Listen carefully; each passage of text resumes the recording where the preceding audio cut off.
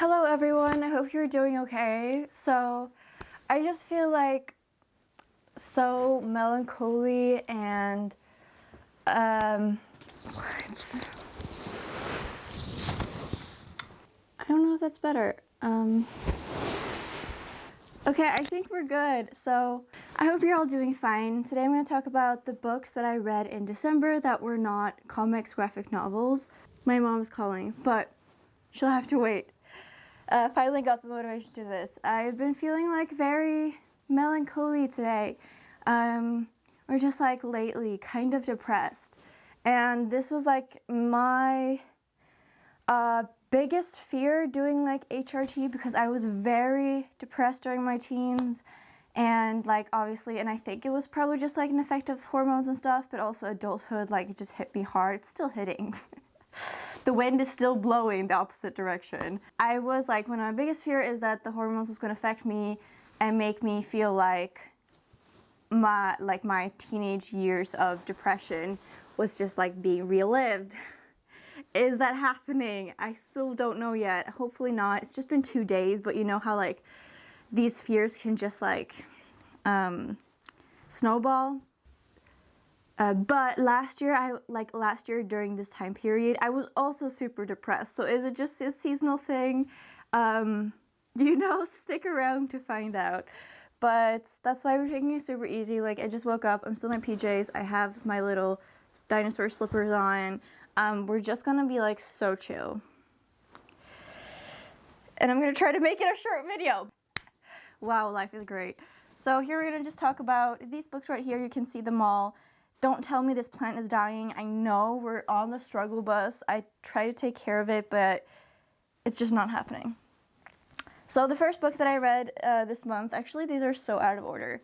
This is a book that I randomly picked up in ARC Books, the bookstore where I volunteer. It's called The Ancestry of Objects by Tatiana Rickman. I thought this cover looked interesting, and it's a very short, like fairly easy read, and I want to read more like artsy indie books. This was not what I expected. Basically, you follow this woman who is very alone, and she starts having an affair with this married man, and his wife is out of town, so she kind of like indulges in this fantasy that they're a couple. But the whole book is written like you feel like I felt very violated reading this book. Like their whole relationship is trigger warnings for essays and stuff for this book, like a lot, because even though most of it might be consensual, like it all felt very non-consensual. And it's so uncomfortable reading this. Like it felt so intrusive, like also to me for some reason while I was reading this. And it felt like the whole relationship and is told basically through their sexual acts. And every single time they have sex, it feels like rape. But a lot of the times we don't know if it is, but that's also what makes this book very uncomfortable. And I applaud the author for making that. And it's also like a very concise book that just follows this one relationship, this one scenario.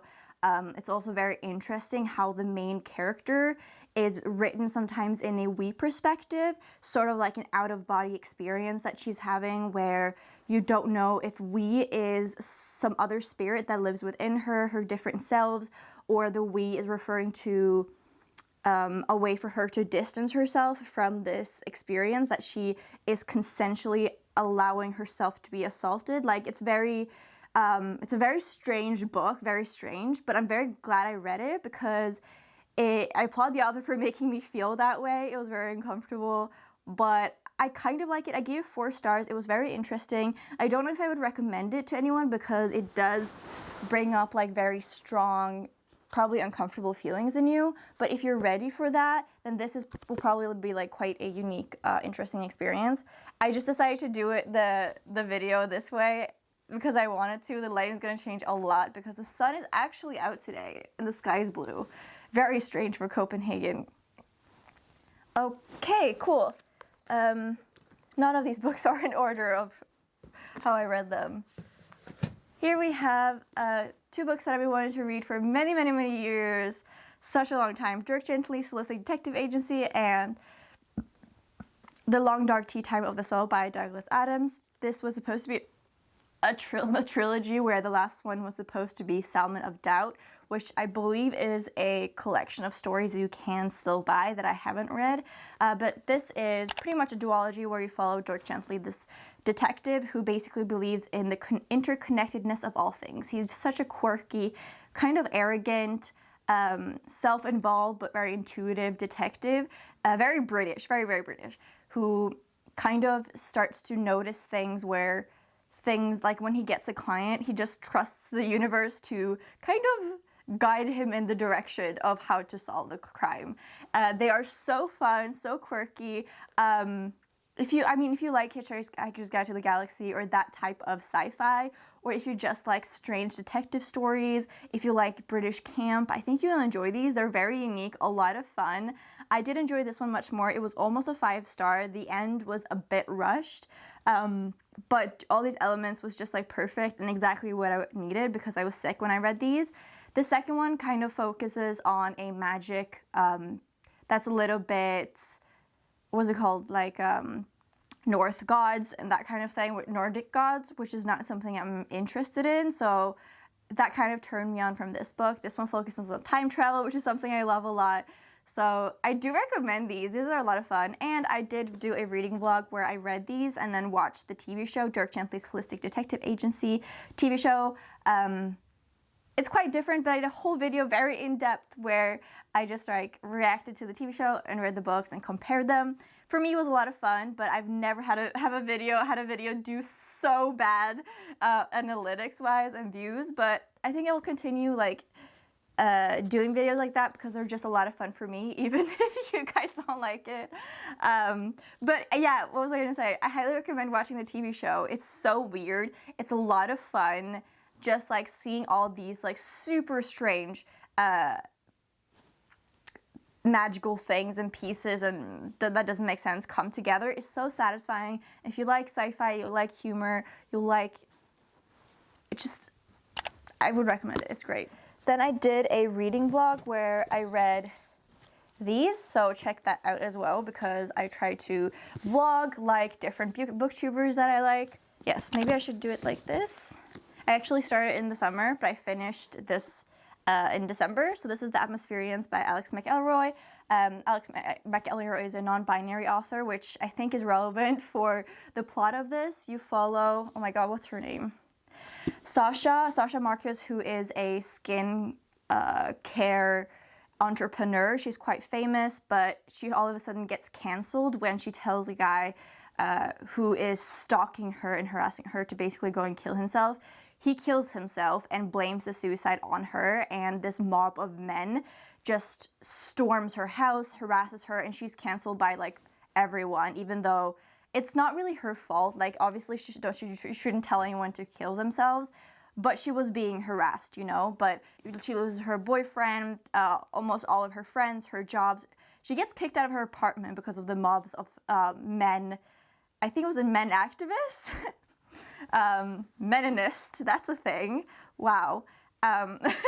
Who just like are harassing her, and then her oldest friend takes care of her and says, hey, I want to start this pretty much cult. He says cult. A cult of ridding men of their toxic masculinity. And she's like, well, what else do I have to live for? This is my life now. Might as well be part of creating a cult. And so they do create a cult that's kind of like a camp in the middle of nowhere where they get all these men to join, and they all have different elements of toxic masculinity that they say that if we can cure all these men, then we can cure any man of toxic masculinity. So up until this point, I quite liked the book, but then how they rid the men of toxic masculinity, I just don't agree with. Like, I don't think the concept of rehabilitating men is bad. Like, I think it's quite interesting and might be a good thing for a lot of men because of the pressure that men have in society. But the way they did it was just like, so horrible, and just contributed to like the whole uncomfortable cults element of it. This is their debut, which I'm so impressed by. It's very interesting. It's one of those books where I just don't know if it's satire or if it's trying to be serious. It's like kind of somewhere in between.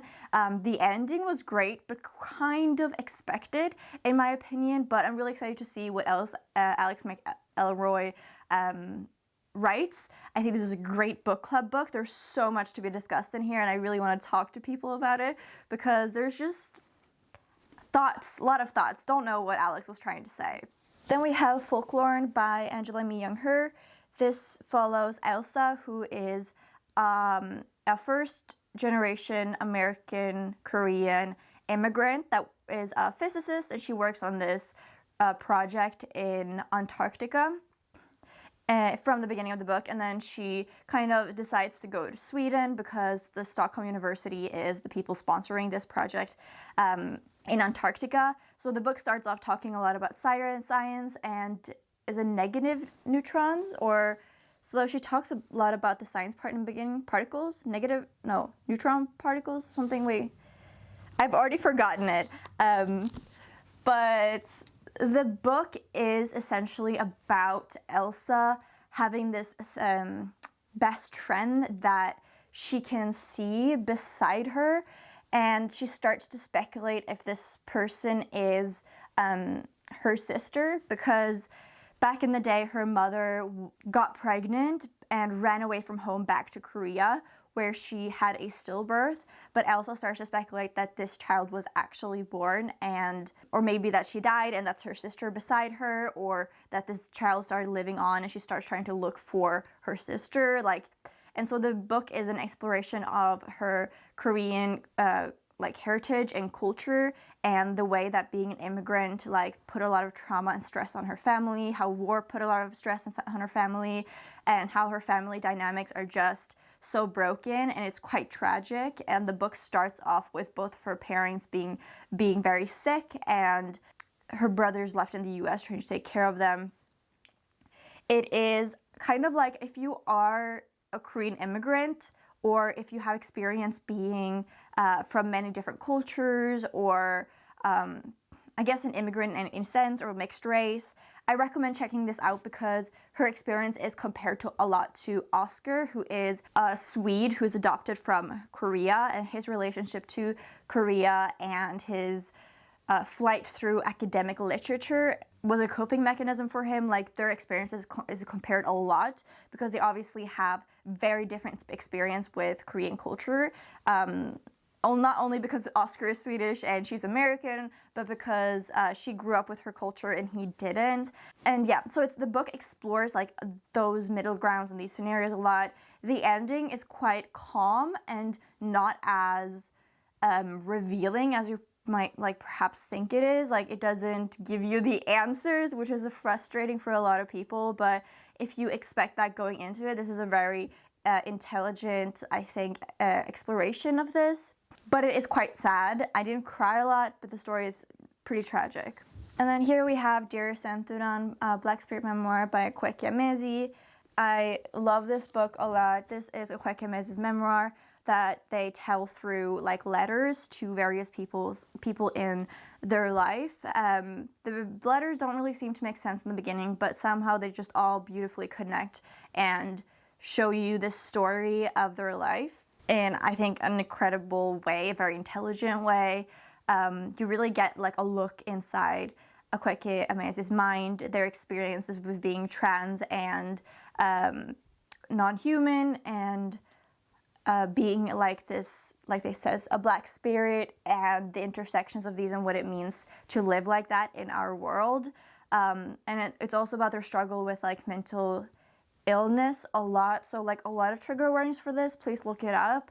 I found this particularly triggering, but just because it was very similar to my experience, I think it's incredible that someone who has had such a different life than me, that I can relate to them so deeply. I think that's very beautiful, but I do recognize there's a lot of intersection and things that I can't imagine, the things they've gone through. But this was beautiful. It's always beautifully written. It's quite gory and macabre in a lot of ways, but it's just amazing getting inside Kweke's mind, because they're just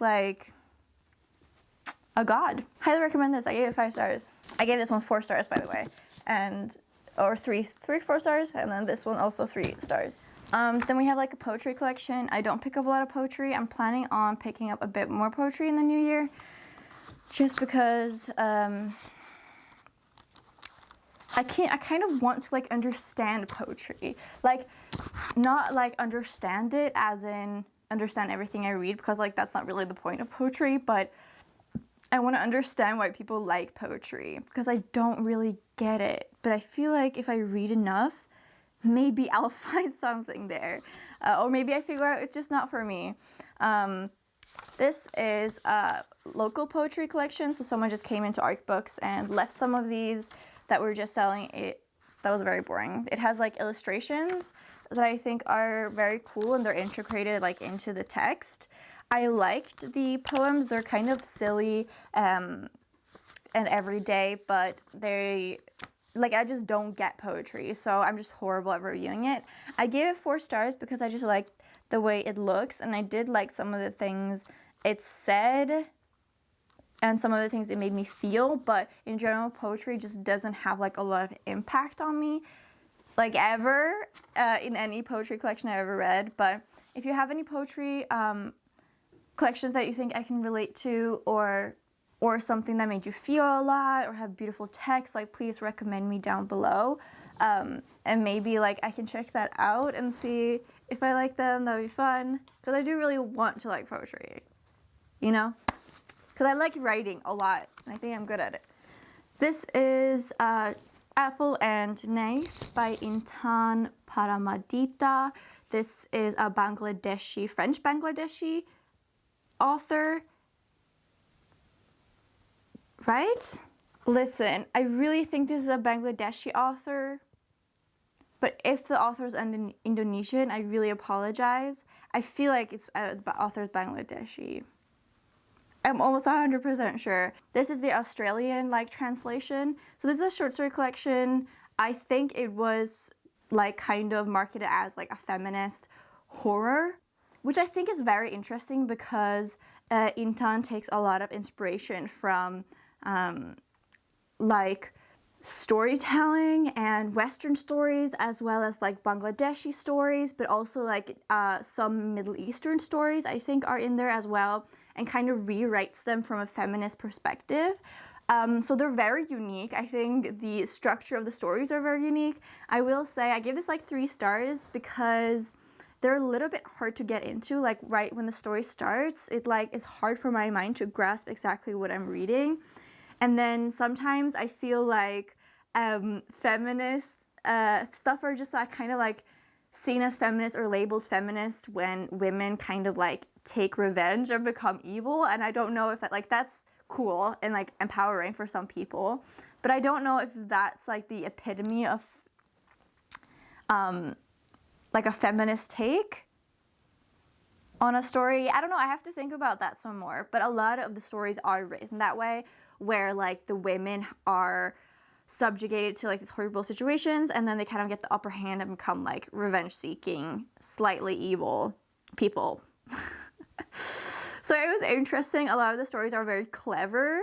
None of them really like stuck with me. I just don't think this was my style of short stories, but they are kind of like speculative, and if you like retellings of myths and like princess stories, and wow, the lighting is just like different, like it's all over the place in this video, then check this one out, because that's exactly what it is. Dark, humorous, and vividly realized, Apple and Knife brings together taboos, inversions, sex and death in a heady, intoxicating mix.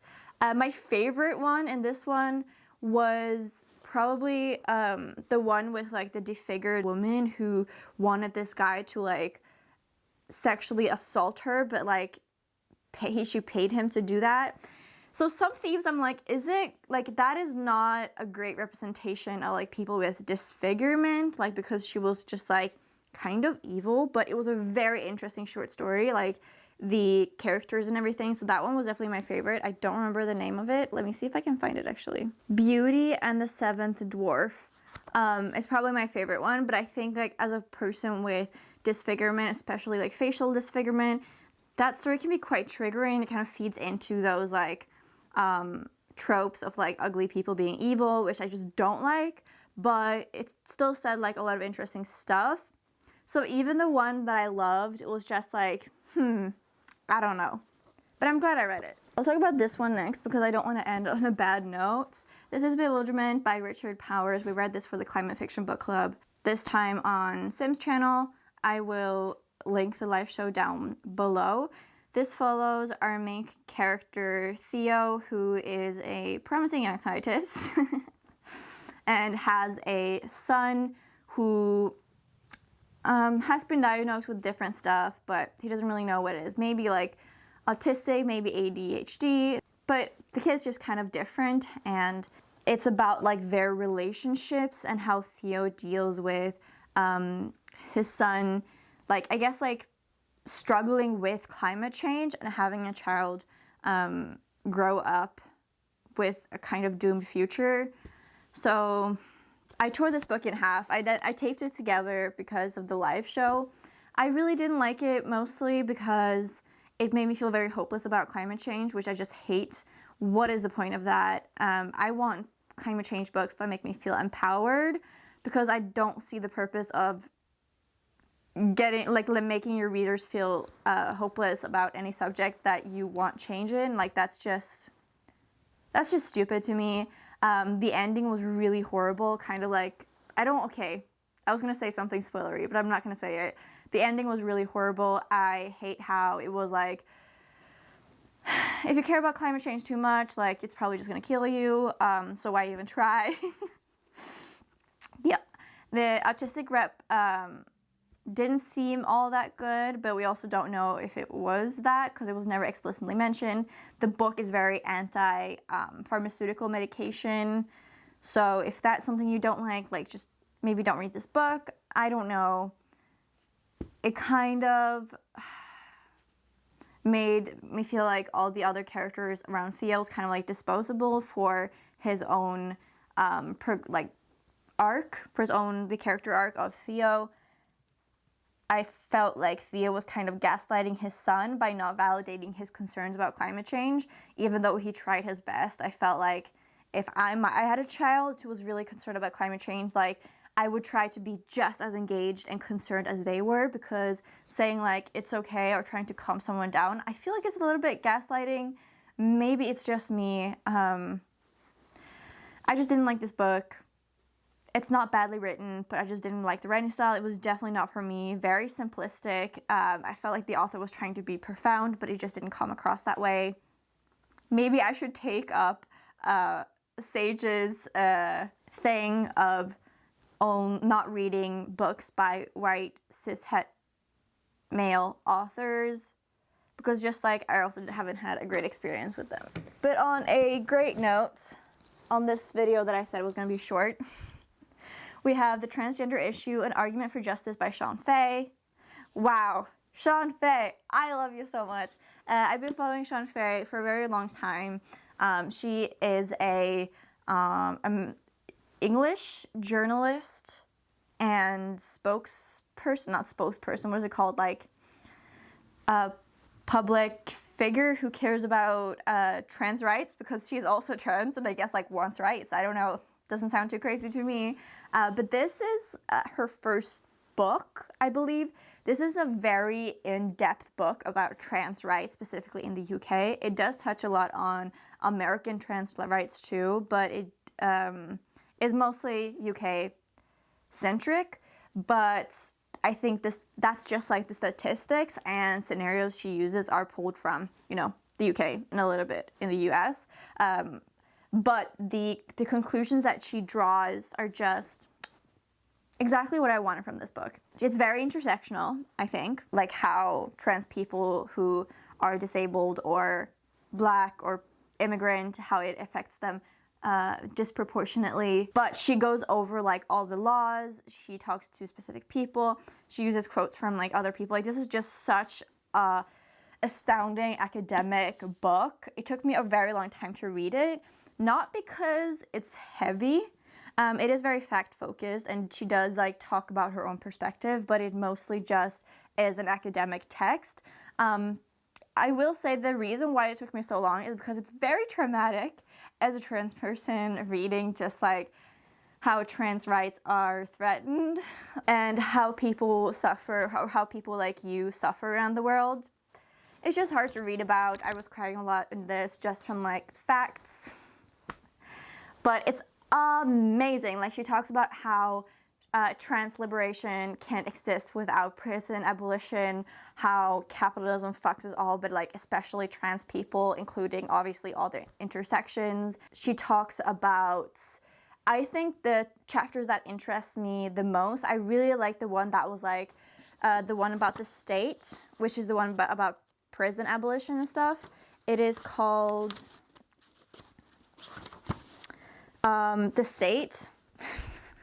Chapter 5.